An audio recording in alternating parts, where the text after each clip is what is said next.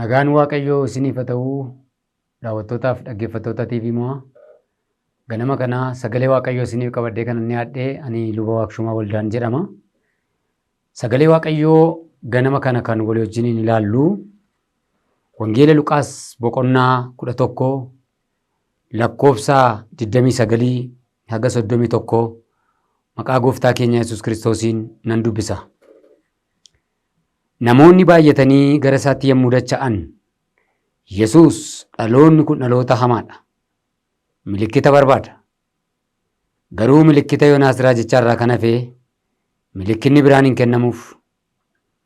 Yoonaas warra Naanawweetiif milikkita akka ta'e akkasuma ilmi namaa dhaloota si'anaatiif milikkita ta'a. Mootuun biyya gara mirgaa guyyaa firdiitti dhaloota si'anaa kanaa wajjin kaatee mul'atti. Ittis hin farachiifti. Isheen ogummaa Solomoon dhaggeeffachuudhaaf biyya fagoodhaa dhufteetti. Amma garuu Solomoon irra kan caalu as jira. Namoonni Naanawwee guyyaa firdiitti dhaloota si'anaa wajjin ka'anii hin dhiyaatu. Ittis hin farachiisu. Isaan lallaba Yoonaas raajichaa dhaga'anii yaada garaa isaanii gaddarataniiru. Amma garuu kunoo Yoonaas irra kan caalu as jira. Hin kadhanna. Yaa Waaqayyo Abbaa keenyaa Gooftaa hundumaa dandeessu ati amanamaadha. Jaalala kee taanaan yeroo kana fuula kee duratti dhiyaannee sagalee kee akka barannu akkasi kadhannu akka karaa keenyaaf jireenya keenya sitti ilaallu situ godhee galanni ulfinni siif haa ta'u. Yeroo kana immoo sin kadhadha yaa Waaqayyo sagalee kee kan dubbadhuuf na gargaari. Hafuurri jireenya namaa sammuu namaa qalbii namaa jeequ yeroo kana gaba jedhu sadu'ee du'a mo'ee ka'e maqaa Gooftaa Yesuusiin. Samiin banamee ganama kanaa karaa keenya jireenya keenya hojii keenya hundumaatti akka ati dubbattu akka ati nu eebbistu sin kadhadhaa. Jaalala kee haa ta'u maqaa gooftaa keenyaa fayyisaa keenyaa Yesuus Kiristoosiin ameen. Egaa sagaleen kun waa'ee nama lamaa irraa akka barannu nutti dubbata. Inni tokkoffaan waa'ee Yoonaas. Gooftaan keenya Yesuus Kiristoos lafa kanarra yeroo ture waa'ee namaa baay'ee ilaale. Waan namni jaallatu, waan namni barbaadu, waan namni yeroo isaatti fixu, waan namni amanu, waan baay'ee erga ilaalee booda dhaloonni lafa kanarra jiru dhaloota milikkita barbaadu, dhaloota milikkitatti amanu ta'uusaa adda baafate. Erga adda baafatee booda waa'ee Yoonaasiif waa'ee dubartii mootuu biyya Sheebaadhaa dhufte tokko haasa'a. Sabni Naanawwee Yoonaasiin hin beeku. Yoonaasii wajjin firooman qabu. Yoonaas dhaqee wangeelatti lallabees hin beeku. Yoonaas dhaqee waa'ee Waaqayyoo itti dubbatee hin beeku. Yoonaasiif orma. Yoonaas biyya fagoodhaa dhaqe. Gaafa inni dhaqee sagalee Waaqayyoo itti dubbatu sabni Naanawwee dhaga'anii yaada garaa isaanii jijjiirratanii gara Waaqayyootti deebi'anii badiisa isaanirra ga'e ofirraa deebisan. Tokko kanaaf milikkiti isin amma barbaaddan kun milikkiti biraan hin jiru. Milikkita Yoonaas raajichaa malee jedhe. Maal jechuu barbaade gooftaan keenya? Sabni Naanawwee milikkita biraan argine, lafa raafamu hin argine, abidda samii bu'u hin argine, dachee wanta addaa ta'e jijjiiramu hin agarre. Akkasumattiin sagalee Yoonaas itti dubbatu dhaga'ee yaada garaasaa jijjiirrate. Milikkiti kana caalu hin jiru. Har'a sagaleen Waaqayyo isinitti dubbataa jira. Isinitti lallabamaa jira. Karaa adda addaa dhaga'aa jirtu. Kana yoo dhageessanii yaada garaa keessanii jijjiirrattanii gara Waaqayyootti deebitanii hin ooltu. Guyyaa firdiittis badiisa ooltu. Har'as dha'icha ooltu. Ittiin jedhe gooftaa Yesuus. Lammaffaa dubartii biyya Sheebaa tokko kaasee dubbata. Dubartiin kun bara Solomoon keessa Solomoon Yerusaalemiin yeroo jiru biyya Arabiyaa kibbaarraa iddoo isheen natte seenaan akka nutti himutti yookaan Yemen iddoo jedhamu kaatee lafa fagoo deemtee gara Solomoon natte. Gara Solomoonin barbaacha kan natte ogummaa Solomoon dhageesse nama ogeessa kana dhaqeen ogummaa isaa dhaggeeffadha. Nama ogummaa qabu nama cimaa tokko jira jettee Ogummaa Solomoon dhaggeeffachuudhaaf biyya fagoodhaa dhufte. Dubartiin kun guyyaa firdiitti kaatee mul'atti, isinittis hin farachiifti jedha. Gooftaa Yesuus maal jechuu barbaade? Har'a Solomoon irra kan caalu as jira, mana kee keessa jira, waldaati kee jirtu kee jira, safarati jiraattu jira. Solomoon irra kan caalu Yesuus Kiristoos isin bira jira. Ogeessa ogeessotaa kan ta'e dubartiin kun Solomoon ogummaa isaa dhageessee dhatte. Ogummaa isaa dhageessee qorachuu dhaggeeffachuu dhatte. Teessee immoo dhaggeeffatti. Waan Solomoon haasa'u hundumaa dhaggeeffatti. Egaa Solomoon irra kan caalu kunoo as jira ittiin jedha. Gooftaan keenya Yesuus Kiristoos waa'ee Yoonaasiif waa'ee dubartii kanaa yeroo dubbatu namoonni milikkita malee amanuu waan didaniif, namoonni milikkita malee waan garaa garaa fudhachuu waan didaniif, sagalee Waaqayyoof iddoo qabaachuu waan didaniif, sagalee Waaqoo dhaggeeffachuu waan didaniif, wanta adda addaa barbaadu, milikkita adda addaa barbaadu waan ta'eef, har'a milikkita caalu sagaleen Waaqayyoo isin bira jira. Yesuus Kiristoos isin bira jira. Yesuus Kiristoos mana keessan keessa jira.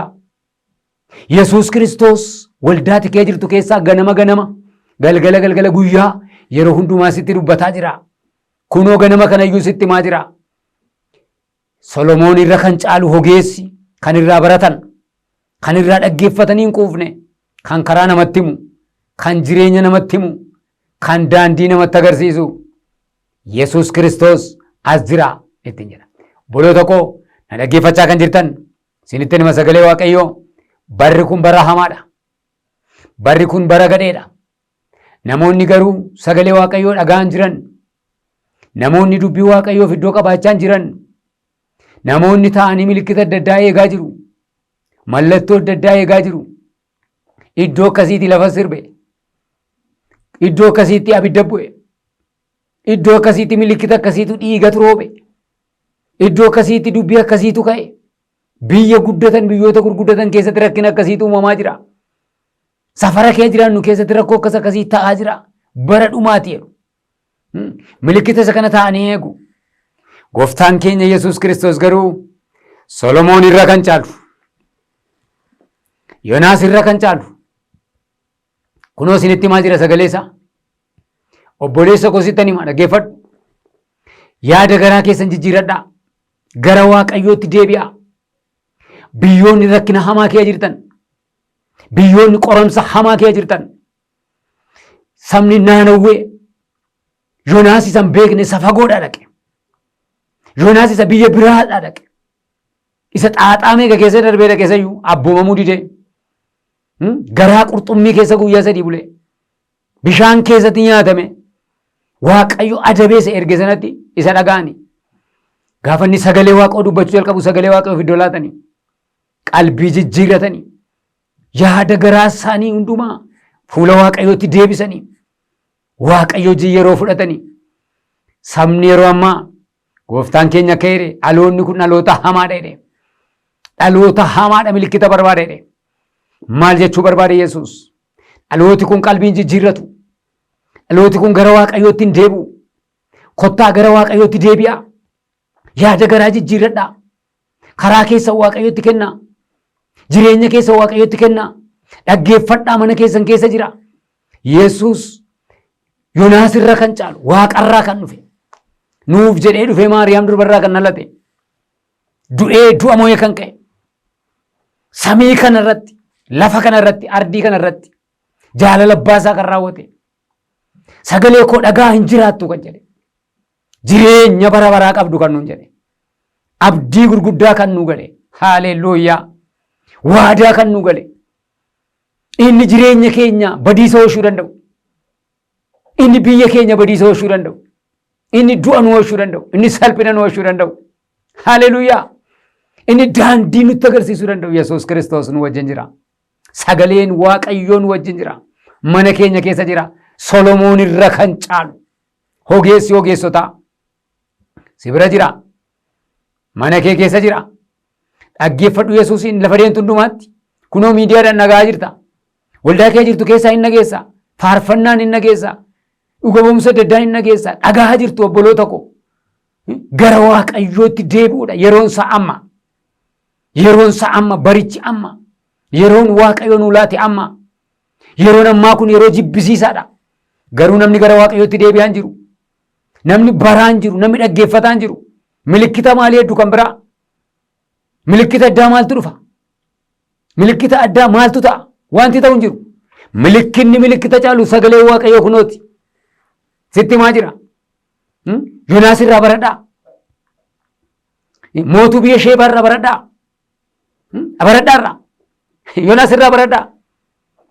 Dubartii kana irraa baradhaa. Fagoodhaa dhufte. Dubartiin kun soorettiidha. Biyya geggeessiti. Warqee hedduu qabdi. Nagada gurguddaa sochoofti. Qabeenya gurguddaa qabdi. Garuu fiddee dhufte Solomooniif irraan naqee dhaggeeffadha jettee. Gara abbaa kee gara Yesuus. Gara isa sagalee isaatiin yeroo hundumaa si sooru. Gara isaa kottu. Kottu dhaggeeffadhu sitti maa sagalee waaqayyoo. Hin fiiginaa mee callume jettanii. Namni kun inuma fiiga, ganaman fiiga, guyyaan fiiga. Waaqayyoon hin dhaggeeffatu. Irraan baratu. Baradhu sitti maa jira. Haleluuyaa. Waa'ee jireenya kee. Waa'ee bara kanaa akkoo nutti maa jiraan waaqayyo.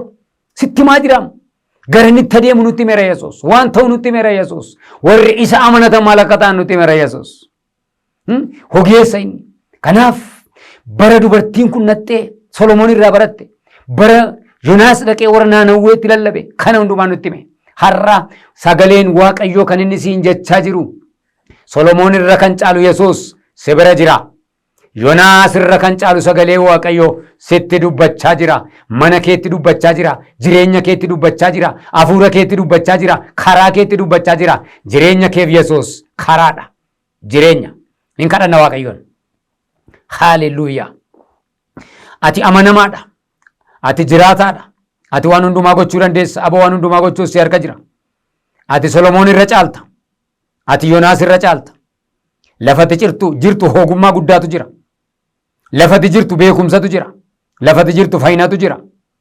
Lafati jirtu nagaatu jira. Gara keetti deebina. Sirraa baranna. Si dhageenya. Yeroo keenya hin fidnu. Bara keenya hin fidnu. Mana keenya kee jirta. Har'a nuti dubbataa jirta. Qilleensa kana lafa kanatti himaa jirta. Abbaa keenya siin kadhadha yeroo kana. Jireenya keenyaaf, bara keenyaaf, hojii keenyaaf ati ibsaa nuu ta'i. Ati karaa nuu ta'i. Ati daandii nuu ta'i. Ati mo'icha nuu ta'i. Ati ammayyuu nutti agarsiisi. Garaa keenya kana deebisi. Qalbii keenya, yaada keenya, fuula keenya kana deebisi. Jireenya keenya kana deebisi gara keetti. Si haa dhageenyu. Hamaarraa haa deebi'u namni kun. Garaan dhagaa ta'e haa deebi'u. Garaan cabuu dide haa cabu. Qalbiin gara keetti deebi'u de gara keetti haa deebi'u. Biyyi kun abaraanamtu. Badiisa haa ooltu. Du'a haa ooltu. Lubbuun si dhaggeeffattu kun du'a haa ooltu. Badiisa haa ooltu. Obsiteettaaf ammarraatti. Dhiifteettaaf ammarraatti. Araara gooteettaaf ammarraatti. Yesuus du'a nu oolchi. Badiisa nu oolchi. Nu gargaari. Bara kanatti nun kennin. Bara gadhee kana kee nu baasi. Biyya nagaa dhabeef nagaa. Saba nagaa dhabeef nagaa. Dachee nagaa dhabeef nagaa buusi. Addunyaa kanaaf nagaa buusi. Yaa Waaqayyo baadiyyaa magaalaaf nagaa buusi. Jireenya keenyaaf nagaa buusi. Har'a sagalee kee kanaan gara keetti haa deebinu. Sagalee kee haa barannu. Dubbii kee haa dhaggeeffannu. Jireenya bara baraan hin dhowwatin. Nutti hin faradin. Ameen ameen. Firdii nu ooshi. Badiisa nu ooshi. Kana waan gootuuf galanni siif haa ta'u. Yeroo keenyaaf, guyyaa keenyaaf, sa'aatii keenyaaf hundumaa eebbisi. Maqaa gooftaa keenyaa, maqaa Iyesuus Kiristoos nama Naazreetiin. Ameen. Ayyaanni gooftaa keenyaa Yesuus Kiristoos, jaalalli Waaqayyoo Abbaa, tokkummaan Hafuura Qulqulluu karaa keessan hundumaatti, hunduma keessanii wajjin haa ta'u.